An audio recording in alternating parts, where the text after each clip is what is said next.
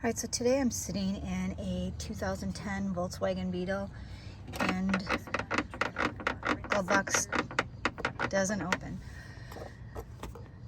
It's possible it's locked. You can check that first, but it usually doesn't pull out that far if it's locked.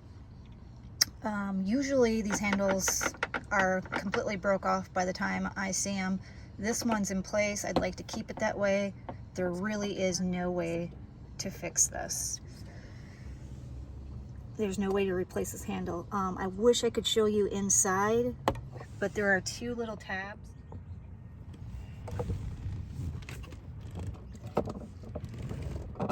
Okay, so there's two little levers in there, one all the way to the left and one all the way to the right.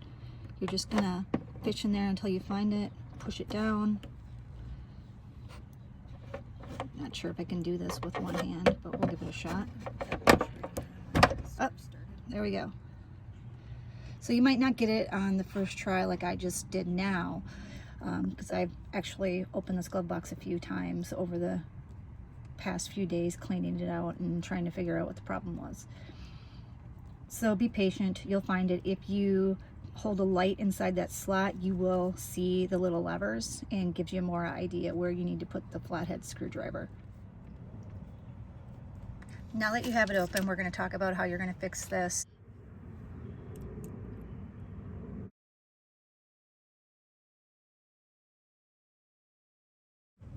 You'll see this little mark.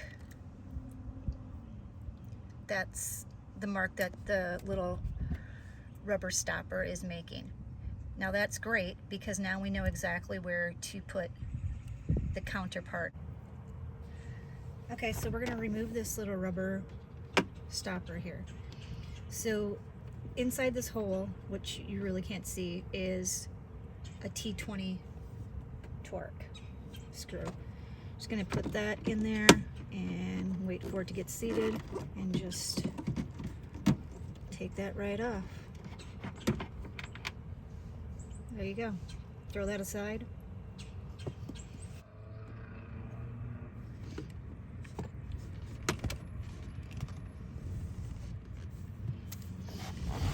And we're just gonna put that together like that. And then we're just gonna screw that in.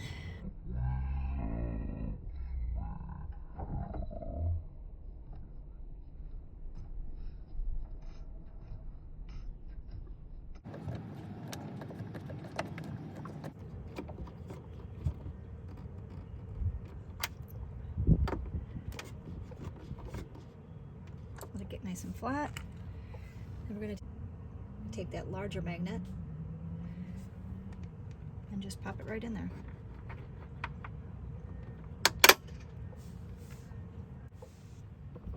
Then we're going to come back to this one and try to make a mark right in the center.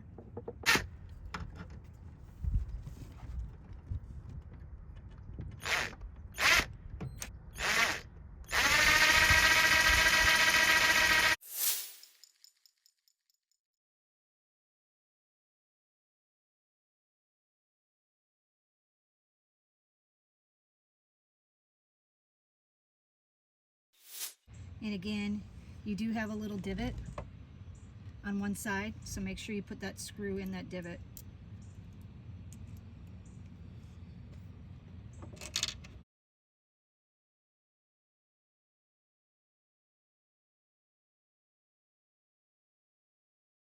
So you don't want to get too crazy with that because you don't want it to crack, but try to get it as flat as possible.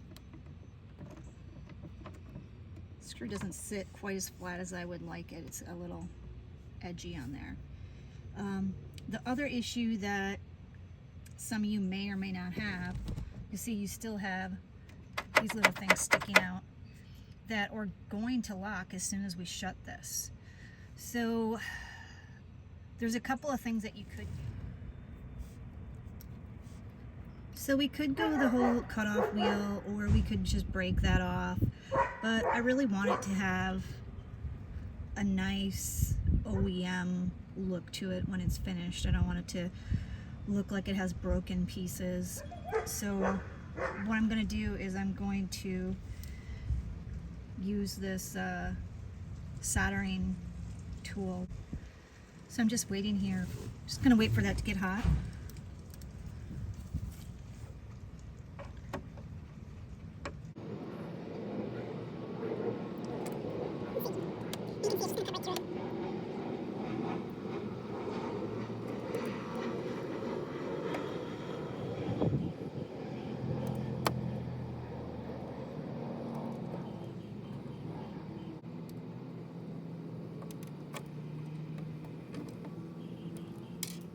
Clean this up a little bit.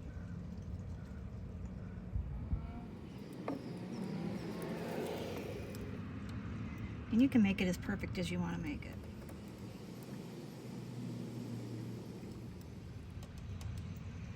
After you get that all flattened out, you can even come back and make it even prettier.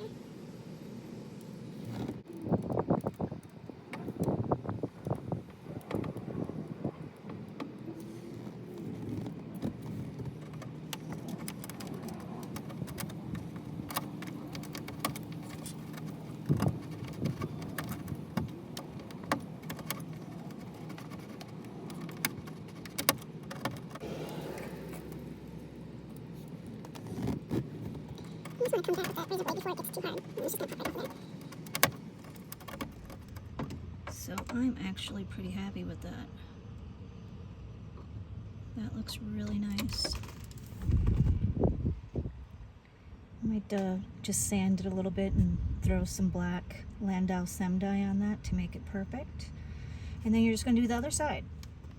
So on the other side,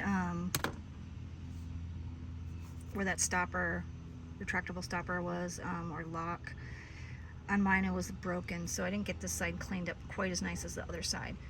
But it did get me to thinking, to make things go a little bit faster, if you do have one of these soldering irons, you can go in the middle of that circle and just melt a little hole. Figure out ways that you can use as little tools as possible. So I'm just going to try to go a little bit deeper. Okay.